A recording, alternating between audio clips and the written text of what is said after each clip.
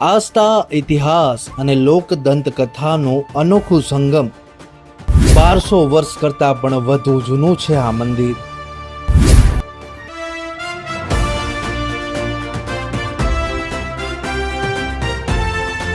ડાબી સૂંઢવાળા ગણપતિ રેણુમાંથી બનાવ્યા હોવાની માન્યતા.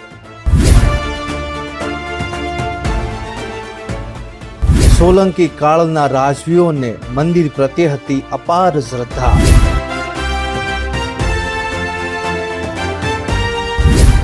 આજે આપણે ગુજરાતના એક એવા પ્રાચીન અને ચમત્કારિક ગણપતિ ધામ વિશે જાણીએ જેની સાથે અનેક પૌરાણિક દંતકથાઓ જોડાયેલી છે. મહેસાણા જિલ્લાના ઊંઝા તાલુકાના ઐઠોર ગામમાં આવેલું ઐઠોર ગણપતિ મંદિર આશરે 1200 વર્ષથી પણ વધુ પ્રાચીન હોવાનું માનવામાં આવે છે. અહીં સ્થાપિત ડાબી સૂંઢવાળા ગણેશજીની પ્રતિમા અત્યંત દુર્લભ માનવામાં આવે છે અને લોકમાન્યતા મુજબ આ પ્રતિમા રેણુ એટલે કે પાટીમાંથી નિર્મિત છે. મંદિરમાં ગણપતિ બાપાને સિંદૂર અને તિલનો વિશેષ ચોલો ચડાવવામાં આવે છે. સ્થાનિક લોકો અને ભક્તો આ પ્રતિમાને અત્યંત ચમત્કારિક અને પ્રાચીન ગણાવે છે.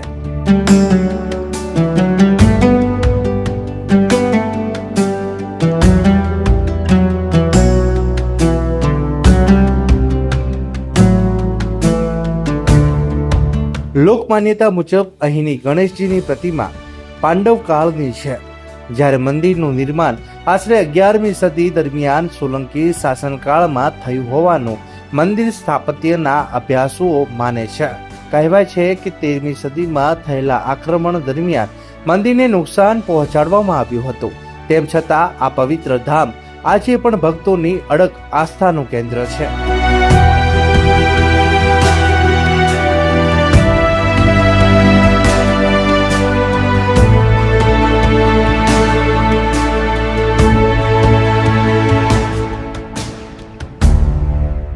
ઐઠોર મંદિર સાથે જોડાયેલી સૌથી પ્રસિદ્ધ દંતકથા અનુસાર દેવરાજ ઇન્દ્રના લગ્ન પ્રસંગે તમામ દેવી દેવતાઓને આમંત્રણ અપાયું હતું, પરંતુ ગણેશજીને તેમના અનોખા સ્વરૂપને કારણે આમંત્રણ આપવામાં નહોતું આવ્યું.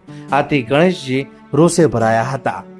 જ્યારે દેવોની જાન ઐઠોર અને ઊંઝા વચ્ચે આવેલા સોમનાથ મહાદેવ મંદિર નજીક પહોંચી ત્યારે ગણેશજીએ પોતાની દિવ્ય શક્તિથી જાનમાં જોડાયેલા તમામ રથોના પૈડા અલગ કરી દીધા હતા. ત્યારબાદ દેવી દેવતાઓને પોતાની ભૂલનો અહેસાસ થયો અને દેવોએ ગણેશજીને પ્રસન્ન કરવાનો સંકલ્પ કર્યો. માન્યતા મુજબ 23 કરોડ દેવી દેવતાઓને પોતાના ઘોડા અને બળદોને બાંધી પુષ્પાવતી નદીના કિનારે ગણેશજીની પૂજા અર્ચના કરી. ત્યારબાદ ગણેશજી પ્રસન્ન થયા અને જાન ફરી આગળ વધી.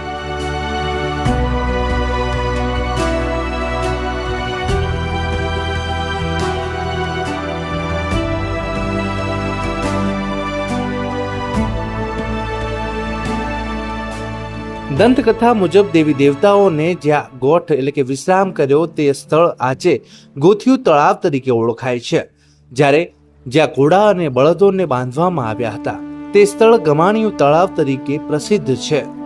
પુષ્પાવતી નદીના કિનારે આજે પણ 33 કરોડ દેવી દેવતાઓનું નાનકડું મંદિર આવેલું છે.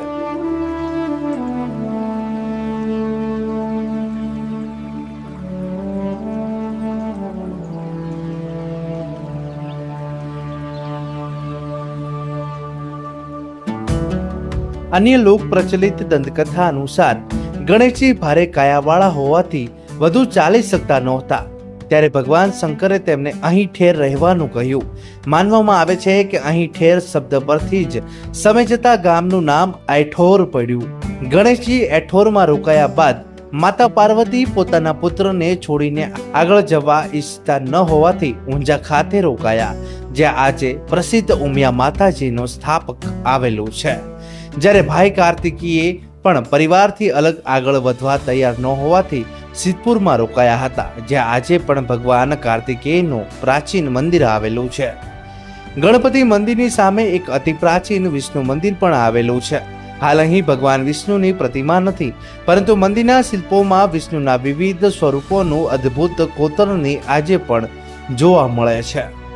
દર વર્ષે ચૈત્ર સુદ 3 થી 5 સુધી ઐઠોરમાં ઐતિહાસિક શુક્ર મેળો યોજાય છે. અહીં ફૂલ અને અનાજના આધારે સમગ્ર વર્ષના શુભ અશુભ સંકેતો જોવાની પરંપરા છે. ઉત્તર ગુજરાત સહિત રાજ્યના વિવિધ વિસ્તારોમાંથી મોટી સંખ્યામાં શ્રદ્ધાળુઓ અહીં દર્શન અને સુકન જોવા આવે છે. આસ્થા, ઇતિહાસ અને પૌરાણિક દંતકથાઓનો અનોખો સંગમ બનેલું આયઠોર ગણપતિ મંદિર આજે પણ લાખો ભક્તો માટે શ્રદ્ધાનું મહત્વપૂર્ણ તીર્થ સ્થાન છે. ખાસ કરીને ગણેશોત્સવ દરમિયાન અહીં ભક્તોની ભારે ભીડ ઉમટી પડે છે.